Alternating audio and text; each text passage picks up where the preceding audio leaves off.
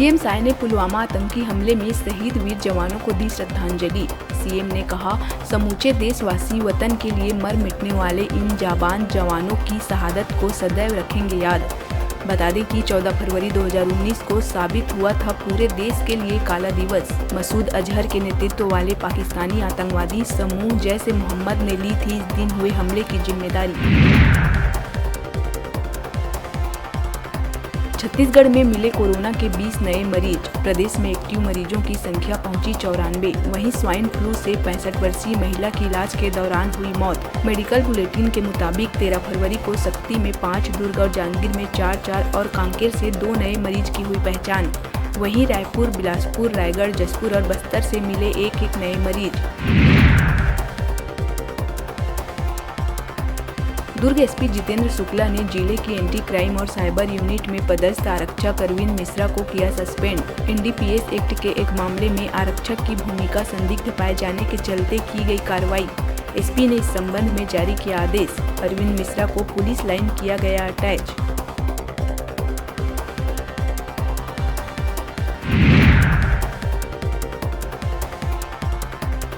Railway ने एक बार फिर डेवलपमेंट और मेंटेनेंस के नाम पर छत्तीसगढ़ से होकर चलने वाली 30 ट्रेनों को किया कैंसिल। दक्षिण पूर्व मध्य रेलवे के बिलासपुर मंडल के तहत अनूपपुर न्यू कटनी सेक्शन के घुनघुट्टी स्टेशन पर तीसरी लाइन कनेक्टिविटी का किया जाएगा काम, जिसकी वजह से कुछ ट्रेनों का परिचालन रहेगा प्रभावित।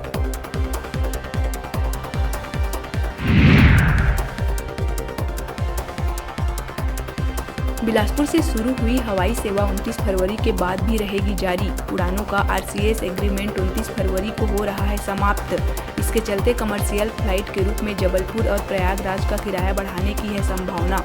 हाईकोर्ट ने कहा, एयरपोर्ट पर काम के लिए 15 दिन में अनुमति देने का करे फैसला।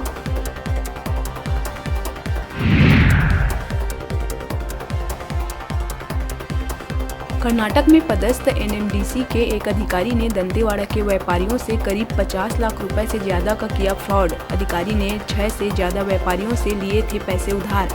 पैसे लौटाने की बात पर थमाया ब्लैंक चेक। ट्रांसफर के बाद अधिकारी ने छोड़ा जिला। अब आरोपी को कर्नाटक से किया गया गिरफ्तार।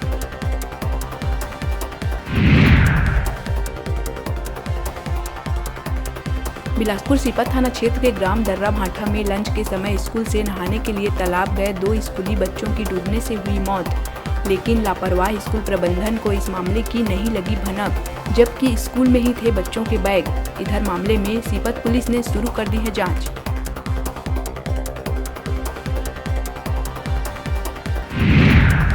कवर्धा के लालपुर हत्याकांड का मामला थमने का नहीं ले रहा है नाम। दरअसल 20 जनवरी की रात गौ सेवक की गला रेत कर दी गई थी हत्या।